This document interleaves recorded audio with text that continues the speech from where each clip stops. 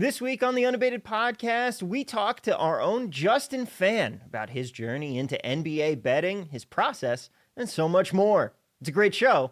Let's get to it.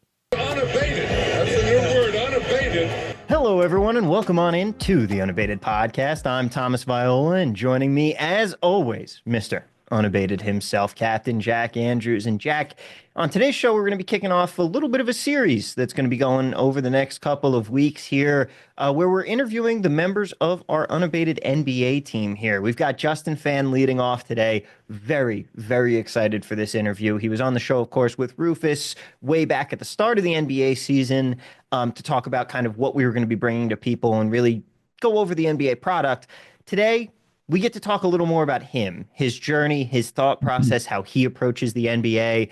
I am very excited for this, and I'm very excited in the next coming weeks here. We're also going to be talking to our own John Rodaba and SBK as well to get their thoughts. Looking forward to kicking this series off here. Yeah, and just so people aren't switching this off right away because they think this is going to be a commercial for Unabated's NBA product. No, we're getting to know these guys because these guys come with a lot of knowledge, a lot of background, a good story behind a lot of them. And we're also going to hear about their process. So if you're kind of wondering what is all going on with that NBA product, I don't want to spend any money on it, but I at least want to kind of learn the process behind it. I think this series of interviews is going to be very valuable for you. So yeah, I'm ready. Exactly. This isn't about, check out the unabated NBA product. This is about, hey, here's three really smart people talking about how they approach basketball and how you can be a better basketball bettor because of it. So again, we promise it's not a commercial here. I am just as excited as you are. I think we should get to it. Let's do it. And ladies and gentlemen, welcome on into the show, Justin Phan. Justin, thank you so much for taking a brief respite from the NBA streets to come and join us today. And, we're in the thick of the season now. Last time you were on, we were just announcing the entire NBA platform that we were launching here at Unabated that you've been helming. And we're sitting here, we're not at the midpoint in the season, but we're coming up on Christmas at this point. How have you been feeling so far? Yeah, it's been a great ride. I like to say, time has flown, but it's definitely been a grind. I've added a few gray hairs since we last jumped on the podcast, but really proud of the work our team has done in such a short amount of time, and really kind of excited and have a lot of belief in what we're building here. I mean, it has certainly been awesome. And speaking from personal experience, Jack, I don't know about you, but it's been very profitable for me so far. But today we want to talk a little bit more about you and your journey here, Justin, because how is it that you got started? Was it that you were a fan of the NBA or were you more into sports betting first? Yeah, definitely my love of the NBA was what started me in this journey. And I actually started in baseball. That was kind of where I got my chops. I was a prolific poster at this site called Fantasy Basketball Cafe, now owned by lineups.com. And I used to have like 40,000 posts there by the time I was in junior high. But at that time I was like baseball driven, but baseball just became a little bit too, I don't know, boring for me. There wasn't a lot of personality. It became a little bit redundant, repetitive. I was really into numbers, and the NBA just became my focus. There's a lot more interesting storylines, a lot more personality from the player end, and I really kind of dove in to that aspect of it. So that's kind of where it got started. Just posting away in junior high at forums online with people you don't even know.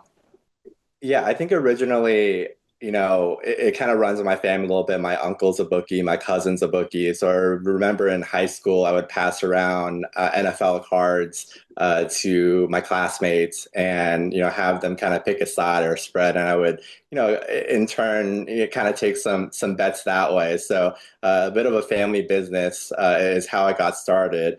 But yeah, just in terms of how it started business wise, it started at Fantasy Labs, where we were a DFS company, and we were putting down, good amount of bets every day, really kind of starting to take it seriously and scaling it up that way. So, I kind of started on the product end, and I think when you're on this business end of things, you need to be really engrossed in the industry and what you're doing to really build a product that people are able to use. So is it at Fantasy Labs where you first realized the power of lineup information and news and injury information? It started at Basketball Monster even before that, and that was a season long fantasy company. And I was always the guy that was in, 12 season long leagues. And, if you heard a piece of news and you go check the waiver wire, I was the guy who picked up his replacement. You would always kind of roll your eyes, and I was always that guy. I think with everything, whether it be season long, DFS, sports betting, news and information is the end game. And it became so kind of crucial to my process and so important to what I did that that became my forte. I always kind of pride myself in acting or taking that information and using it before everybody else did. Why is the NBA so strong when it comes to the effective news? It's more than I've seen any other sport that I've bet personally. The NBA, it feeds on it. Is it Yeah, because there's like sometimes there's manipulation? There used to be manipulation of like player rest and things like that. So even though it's there's five superstars on a team, it's very rare that all five superstars are playing to maximum capacity, in any given night. Yeah, I think, it's become more and more the performance and sports science part of the NBA. And you'll ask all these stars why they're sitting out on particular nights. They'll all say it's out of our hands. We have a staff that's dedicated to keeping us healthy throughout the season. They're monitoring a number of things. They're very much in tune with that, and you have these medical staffs that are overriding players at times, and coaching staffs that take those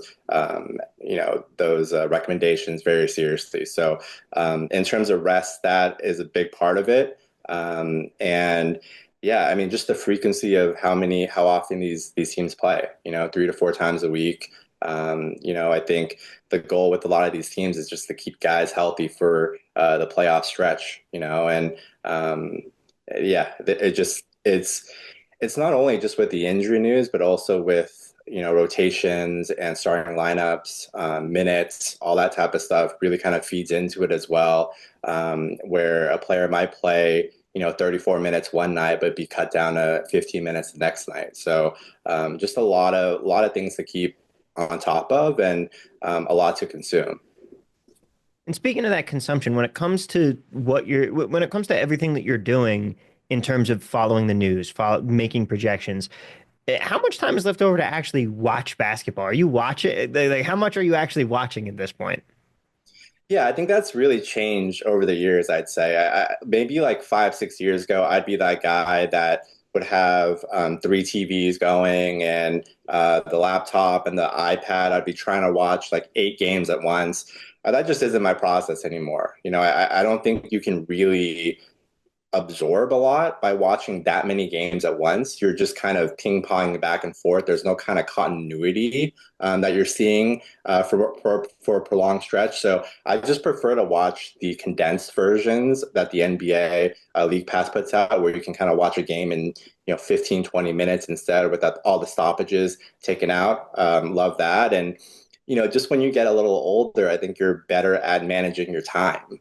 And you're really paying attention to, am I getting much ROI out of trying to watch 8 games at once, and when I can be doing it the morning after and really kind of honing in on these situations, these teams that have a lot of volatility, that have all variance, that have injuries, that you kind of want to see how teams are performing and reacting in those situations. So, and I'll be kind of strategic in the games that I watch. I want to watch the teams that aren't that there isn't a lot of continuity. If a team's rolling out the same starting five for the sixth straight game, I don't think I'm going to glean a ton from that.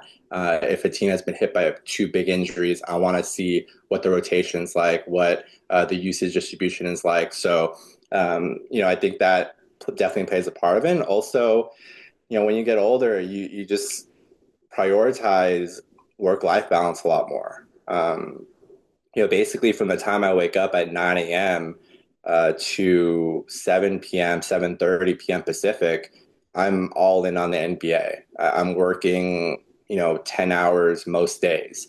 And for me to have the ability to make that sustainable and not burn out and keep that high level of performance on a day-to-day, week-to-week basis, I just need to be mindful of not burning out and mindful that there is life outside of basketball, that I don't have to spend every waking hour committed to this. So there are nights, especially on nights where there's like 2 to 3 games, where I'm not watching it. I'm taking that night off. Basketball is like the last thing I want to be doing at that point, and watching. I want to get outside, have dinner with friends, see my family, all that type of stuff. I think when you get older, that for me is a lot more important. And the NBA is basically 5 to 6 months of 1 day sprints, and to make it through, you need to just like kind of pace yourself and not just burn both ends at the same time. So I'm become very mindful of that part of it as well. So when it comes to, I mean, you already pretty much talked about it when it comes to the process, but how has it changed your process as far as since you came aboard here at Unabated, started working with John and SBK as well? What, how has that changed the way that you're fundamentally doing things now that you have more of a team that you're working with? Yeah, it's very collaborative. The last couple of years I was at Underdog, we didn't really do projection work at all, and projections are, I mean, so much more challenging than the news portion. Obviously, the news portion is pretty straightforward. Team's recent injury report. You get certain articles that you're going through. You're just kind of gathering that and distributing it in a very fast manner. With projections, there's so much more gray that you have to work through. So we're basically, on Zoom together for 6 hours a day, just talking through minute projections, rate projections, just giving our opinions on matchups, all these type of things where we're trying to solve a puzzle every day, and it becomes a lot more complex where you need multiple people in there giving points of view and seeing things that maybe the other person doesn't see. Right. So I think we all kind of bring our different specialties to the table, and we are very good with kind of respecting each other's lanes and, being really good at our own thing. With John, he's in there really, looking at the rates individually, the usage rates, the assist rates, the rebound rates. I look more for the minutes.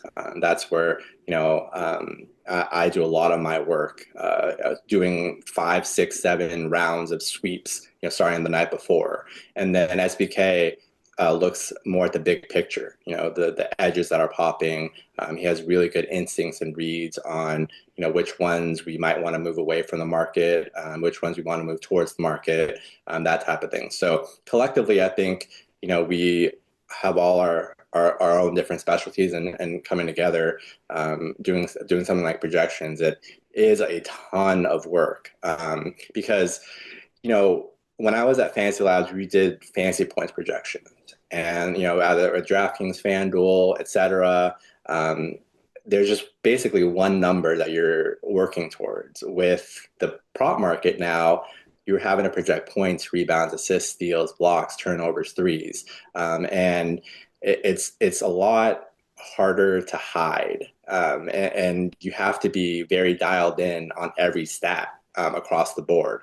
So it is a lot more work than I've done. I've been accustomed to, and it just never ends. Like you can have a game at 10:30 Eastern, you'll have markets pop up at like 10:15 for seventh men in the rotation, right? So it's a ton of work where you're trying to cover all these bases, and the attention to detail has to be very high because projecting the eighth man rotation can be as important as projecting the superstar first man in the rotation, right? So, yeah, just a lot of work, to get these out, and yeah, the process really just starts the night before.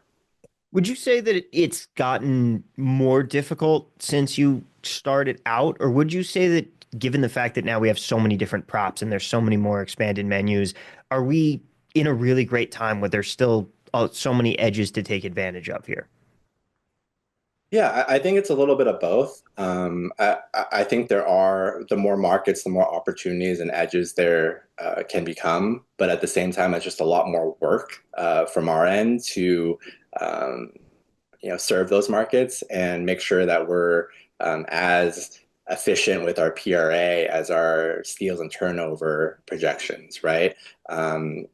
So yeah, I think it's kind of a bit of a mixed bag, but love that books are expanding the menus, and the work part of it falls on us to create the most accurate projections as possible across the board.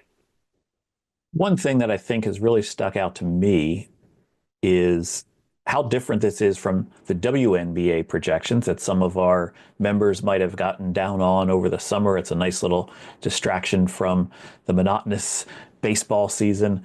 And in WNBA betting, yeah, there's maybe two or three standout angles a night. In this NBA prop stuff, there are hundreds of potential bets every night. The surface area is vast. Talk a little bit to the prospective bettor who's looking into this and saying, well, how much ball do I need to know? How much time do I need to invest? What times of my day or evening do I need to invest to all this? Talk a little bit about what the bettor brings to the table. Yeah, I think in terms of trying to beat NBA, it's the toughest uh, sport to beat consistently. And what I'll say, I'll caveat that by saying in terms of the work and attention you need to pay to the sport. For me individually, like I've done this. This is my 11th season covering the NBA in some fashion, and I have not taken a single day off during that 11 years because I feel like I just take one day off, and it feels like I'm behind by a week. Um, so it is very much an information game, NBA, and not only are you having to pay attention to the news and all that, but to approach this full menu and kind of to really have a good grasp of the range of outcomes and the distributions for each individual player and each team. It requires a lot of knowledge. So we're trying to pass along as much of that information on to our subscribers as possible, but it does become difficult. It's like we'll have edges that will pop on an eighth man, but and have that eighth man projected for 12 minutes.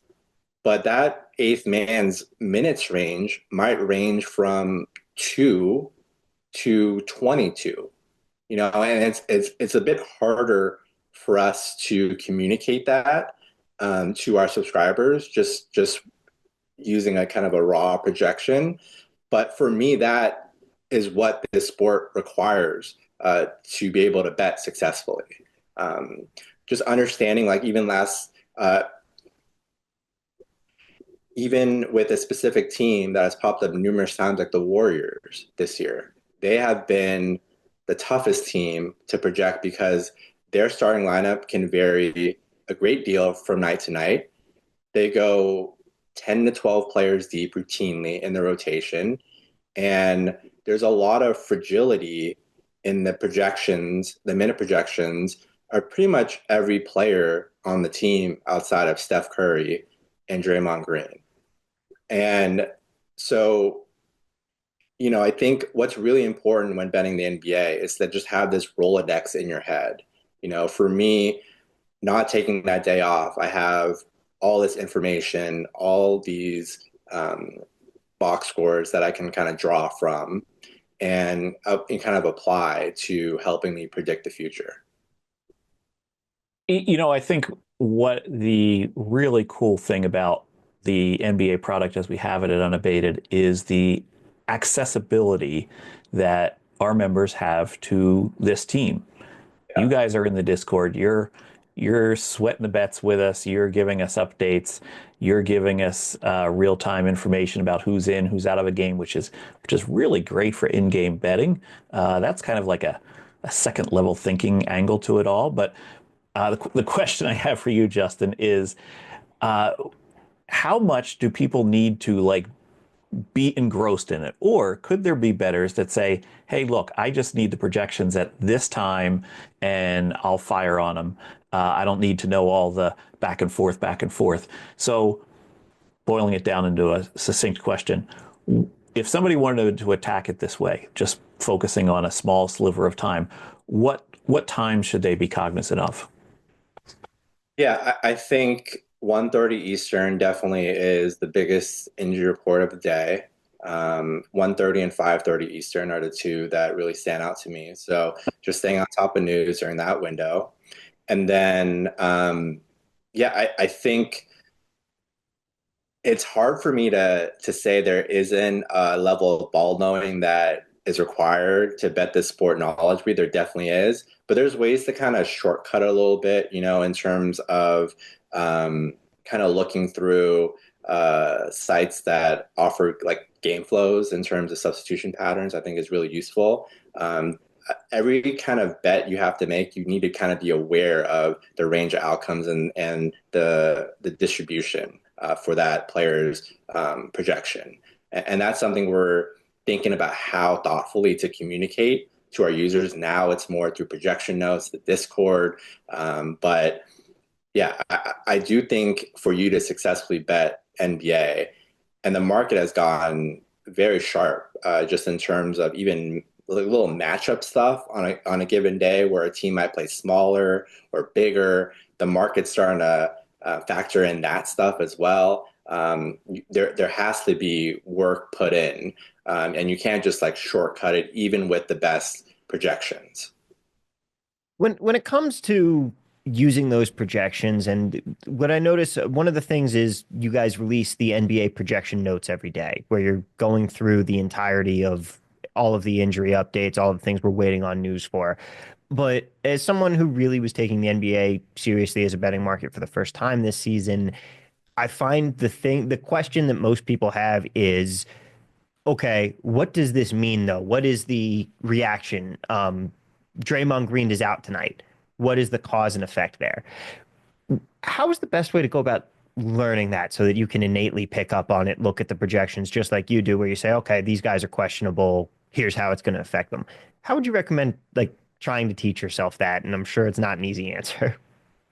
Yeah, I think that's part of the question we're trying to address with the conditional projections right now, where you Mhm. can toggle a player in and out and really just succinctly and definitively see what the impact is, where those minutes go, where the usage goes, how the rebound and assist rates are affected, and all that. I think that is the best way to kind of go about it. I think there are sites out there where you can look at on-off data, where you can look at previous kind of substitution patterns and game flows that do some research at. But for us, we're trying to take as much of the guessing out of the NBA projection and betting process as possible. That's through the conditional projections. That's through the percent play that we're, offering our subscribers. With players, 55 or 60% versus 40%. So you can prepare for these things ahead of time. So, how the NBA has progressed is you need to do a lot of that prep and research in the hours before. If you're trying to jam in bets when Draymond's ruled out, you're going to be left in the wind. By the time you figure out I need to go bet this guy, that's going to be well off the board, and if not reposted with updated odds and lines, right? So would encourage people to take stock of that 1:30 Eastern injury report, start looking at the conditionals then, and really get all your ducks in order and get a really good idea of what the impacts are of this player injury either way. So you know exactly when that news does break in that 10 to 20-second window, exactly what you need to, do to take advantage of that news. This is gonna sound weird. How often are you guys completely wrong on projections? Like, how Yeah. often is it that you're saying this guy's gonna play 8 minutes tonight, and then oh, he caught fire, and all of a sudden he's on his 23rd minute in the game? Often. And I think the way to do projections is to just approach it and be humble about it and not think that you know everything, right? We are thinking of things a lot in terms of range of outcomes.